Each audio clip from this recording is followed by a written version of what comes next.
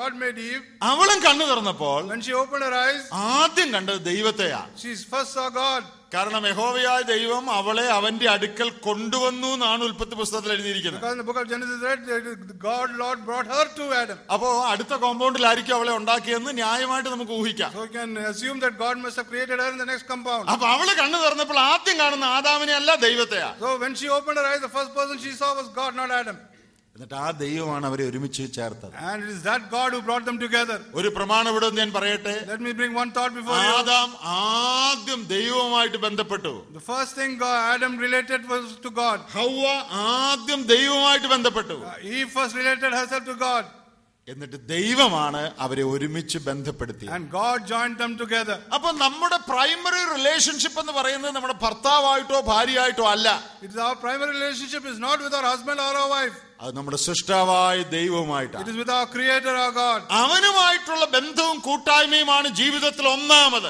That relationship is the most important and the foremost in our life. അത് ശരിയായി പാലിക്കുമ്പോഴാണ് മറ്റ് ബന്ധങ്ങൾ, സെക്കൻഡറി റിലേഷൻഷിപ്സ് ശരിയായി പാലിക്കാൻ നമുക്ക് സാധിക്കുന്നത്. When we do that, relationship is correct, all secondary relationship becomes correct. നമുക്ക് എല്ലാവർക്കും രണ്ട് കൈയുണ്ട്. We all have two hands. ഈ രണ്ട് കൈയും തമ്മിൽ വളരെ സ്നേഹത്തിലാണ്. These two hands love each other.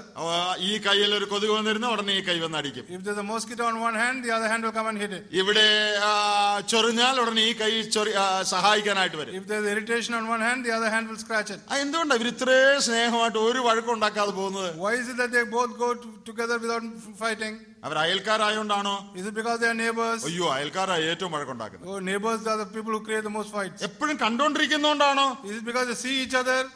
എപ്പോഴും കണ്ടുകൊണ്ടിരിക്കുന്ന ഒരു സഭയിലുള്ളവർ വഴക്കുണ്ടാക്കുന്നുണ്ടല്ലോ. അപ്പൊ അതല്ല എന്റെ കാര്യം. Those who see each other, they always fight. പിന്നെ എന്താ ഇവര് തമ്മിൽ ഒരിക്കലും വഴക്കുണ്ടാക്കാത്ത? Then why is it that they don't fight? ഒറ്റ കാരണമേ ഉള്ളൂ. There's only one relationship. ഇവർ രണ്ടുപേരും ഒരേ തലയോട് റൈറ്റ്ലി റിലേറ്റഡ് ആണ്. They are both rightly related to one head. എന്റെ ഈ കൈ ഒരു തലയ്ക്കും ഈ കൈ മറ്റേ തലയ്ക്കുമായിരുന്നു കീഴ്പ്പെട്ടിരുന്നെങ്കിൽ ഇവരും വഴക്കുണ്ടാക്കിയേനെ. If my one hand was connected to one head and the other hand was connected to another head, then they would have fought. രണ്ട് കൈകളും ഒരേ തലയ്ക്ക് കീഴ്പ്പെട്ടിരിക്കുമ്പോൾ അവർ നന്നായിട്ട് ഒരുമിച്ച് ചേർന്ന് പ്രവർത്തിക്കും. When both these hands are connected to the same head, they will relate themselves and move properly. അതൊരു വലിയ പ്രമാണമാണ്. That's a very important thing. ഭാര്യയും ഭർത്താവും ദൈവവുമായിട്ടുള്ള അവരുടെ പേഴ്സണൽ ഇന്റിമസി അതെങ്ങനെ ഇരിക്കുന്നു എന്നുള്ളതിന്റെ അടിസ്ഥാനത്തിലാണ് അവർ തമ്മിലുള്ള ഇന്റിമസിയും ഇരിക്കുന്നത്. The relationship between a husband, wife and their relationship to God shows the relationship to each other. ഞാൻ ആ നോട്ടില് ഒരു ട്രയാങ്കിൾ വരച്ചിട്ടുണ്ട്. In the notes I have drawn a triangle. അതിന്റെ മുകളിൽ ഗോഡ് എന്നാണ് ജി എന്ന് എഴുതിയിരിക്കുന്നത്. G there shows God. ഒരു സ്ഥലത്ത് ഹസ്ബൻഡ്, ഒരു കോണിൽ wife. On one angle you have the husband, on the other angle you have the wife. ഈ ഹസ്ബൻഡും വൈഫും ഭാര്യയും ഭർത്താവും ദൈവത്തോട് എന്തുമാത്രം അടുക്കുമോ അത്രയും അവർ അന്യോന്യവും അടുക്കയാണ്. If you notice, as the husband and wife move closer to God, they relate themselves closer to each other. എല്ലാവർക്കും അത് മനസ്സിലായോ? I hope all of you have understood that. ആ ലൈനിൽ കൂടെ ട്രയാങ്കിളിൽ രണ്ടുപേരും ദൈവത്തോട് എന്തുമാത്രം അടുക്കുമോ അത്രയും അവര് തമ്മിലും അടുക്കയാണ്. As they move closer to God, they relate themselves to each other closely.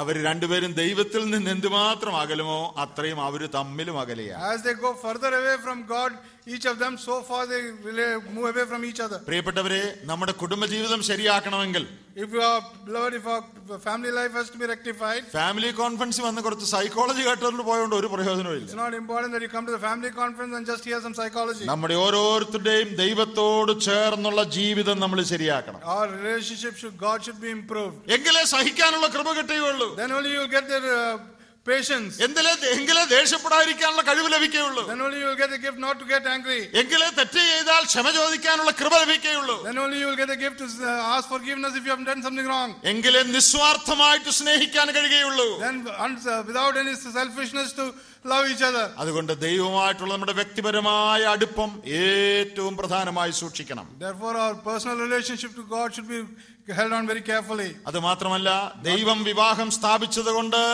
അവന്റെ പുസ്തകത്തിൽ പറഞ്ഞിരിക്കുന്ന പ്രമാണങ്ങൾ നാം അനുസരിക്കണം. Therefore whatever God has given in his book, that we have to obey that. ഇതനുസരിക്കാൻ നമുക്ക് മനസ്സില്ലെങ്കിൽ, if we cannot obey what is written in the book, കുടുംബജീവിതം ശരിയായി നയിക്കാൻ നമുക്ക് കഴിയുകയില്ല. then you cannot control your family life properly. ഭാര്യമാരുടെ കടപ്പാട് എന്തൊക്കെയാണ്? What is the responsibilities of the wife? ഭർത്താക്കന്മാരുടെ കടപ്പാട് എന്തൊക്കെയാണ്? What is the responsibility of the husband? അത് ഇപ്പോൾ പറയാനായിട്ട് നമുക്ക് സമയമില്ല. We don't have time to look into that. ഈ പുസ്തകത്തിൽ, ഈ ഹാൻഡ് ബുക്കിൽ പറഞ്ഞിരിക്കുന്ന പ്രമാണങ്ങൾ അനുസരിച്ച് വേണം നമ്മുടെ കുടുംബജീവിതം നാം നയിക്കുവാൻ. What is written in this word? What are the commandments given? We have to move according to this handbook. ഭാര്യയും ഭർത്താവും ഒരുമിച്ച് ഈ കാര്യത്തിൽ താല്പര്യമെടുക്കണം. Both husband and wife should take equal interest inside this. കുടുംബം എന്ന് പറയുന്ന ഒരു ഗാർഡൻ പോലെയാണ്. The family is like a garden. അതിൽ പണി ചെയ്യണം. You have to work inside it. വെള്ളം ഒഴിക്കണം, You have to pour water. വളവിടണം, You have to put manure. അധ്വാനിക്കണം, You have to strain. കിളയ്ക്കണം. You have to plow.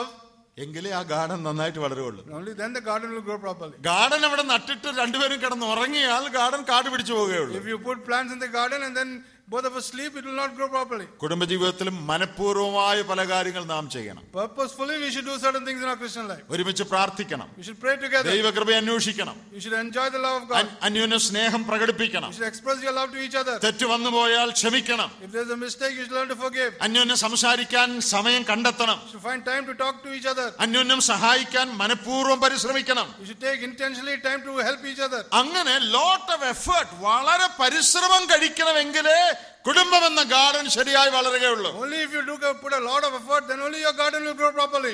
ഞങ്ങള് ദൈവഹിതത്തിലാണ് കല്യാണം കഴിച്ച് രണ്ടുപേരും വിശ്വാസികളാണ്, അതുകൊണ്ട് കാര്യങ്ങളൊക്കെ ഓട്ടോമാറ്റിക് ആയിട്ട് പോയിക്കൊള്ളുമെന്ന് ആരും വിചാരിക്കരുത്. You should not think that because we got married in the will of God and both of us are believers, everything will go on together. നമുക്ക് ഇനിയും വളരെ മുമ്പോട്ട് പോകാനുള്ള സ്കോപ്പ് ഉണ്ട്. There's a lot of scope for us to go ahead. ദൈവകൃപയിൽ ആശ്രയിച്ച് Relying on the word of God, കാര്യങ്ങളുടെ ഗൗരവം മനസ്സിലാക്കി, understanding the seriousness of the situation, ഭാര്യയും ഭർത്താവും ഒരുമിച്ച് ദൈവമുഖം അന്വേഷിച്ച്, both husband and wife seeking the face of God, ദൈവത്തിന് സഹായം തേടണം. we should seek the help of God. അപ്പോൾ ദൈവം നമ്മെ സഹായിക്കും. Then the Lord will help bless us. ഇത്രയും പറഞ്ഞതിൽ നിന്ന് ഒരു കാര്യം പറഞ്ഞ് ഞാൻ അവസാനിപ്പിക്കുക. Let me say one more thing and close. കുടുംബം ദൈവത്തിന്റെ പരിപാടിയിൽ വളരെ പ്രധാനമാണ്. The family is very important in the purpose of God. നമ്മുടെ കയ്യിൽ തന്നിരിക്കുന്ന ഓരോ കുഞ്ഞും, ആൺകുട്ടിയാകട്ടെ പെൺകുട്ടിയാകട്ടെ, വളരെ പ്രധാനപ്പെട്ട ആളുകളാണ്. There's a boy or a girl child that's given to us is very important in the person of God. നാളത്തെ സഭയെ, നാളത്തെ ലോകത്തെ ഇവരാണ് നിയന്ത്രിക്കാൻ പോകുന്നത്. They are the people who are going to control tomorrow's world. നാളത്തെ സഭ എങ്ങനെ ഇരിക്കുമെന്ന് ഇവരാണ് തീരുമാനിക്കാൻ They പോകുന്നത്. are going to the people who are going to decide how tomorrow's assembly will be. നാളത്തെ ലോകത്തിന്റെ ഭാവി ഇവരുടെ കയ്യിലാണ് ഇരിക്കുന്നത്. Tomorrow's future of the world depends on them. അപ്പൊ എത്ര ഭയത്തോടും വിറയലോടും പ്രാർത്ഥനയോടും സൂക്ഷ്മതയോടും കൂടെ നാം ഇവരെ വളർത്തണം. Therefore, with how much of fear and care we should bring them up. മാത്രമല്ല, not only that, വിവാഹം കഴിഞ്ഞ ഒരു പെൺകുട്ടി നമ്മുടെ ജീവിതത്തിലേക്ക് വരുമ്പോൾ, when there's a girl who got married and comes into our family, അവളുടെ അപ്പനെയും അമ്മയും വീട്ടുകാരെല്ലാം വിട്ടേച്ച് വരിക. she is leaving her family and coming and joining our family. അവൾക്ക് ഇനി ആ ഒരർത്ഥത്തിൽ ആരുമില്ല. In one way saying, she doesn't have anybody else. നമ്മൾ മാത്രമേ ഉള്ളൂ. Only we are there. അപ്പൊ എന്തുമാത്രം നാം ശ്രദ്ധിക്കുകയും കരുതുകയും ചെയ്യും. How much we should care for that girl. എന്റെ പ്രിയപ്പെട്ടവരെ, ഈ കാര്യങ്ങളുടെ ഗൗരവം നമുക്ക് മനസ്സിലാക്കാം. Let's understand the seriousness of this. ഇനിയുള്ള സെഷൻസ് നാം കേൾക്കുമ്പോൾ, when we hear the following sessions, ഈ വിവാഹ ജീവിതത്തിന്റെ വിവിധ വശങ്ങളെ കുറിച്ച് നാം കേൾക്കുമ്പോൾ, when we understand the various dimensions of this marriage life, കർത്താവേ, നിനക്ക് ഏറ്റവും പ്രസാദകരമായ നിലയിൽ നിങ്ങളുടെ കുടുംബം കെട്ടിപ്പടയാൻ വളരെ കൃപ തരണേ എന്ന് പ്രാർത്ഥിച്ചുകൊണ്ട് നമുക്കിരിക്കാം. Shall we pray the Lord gives us a lot of grace to build up our family life. കർത്താവ് നമ്മെ സഹായിക്കും. May His name be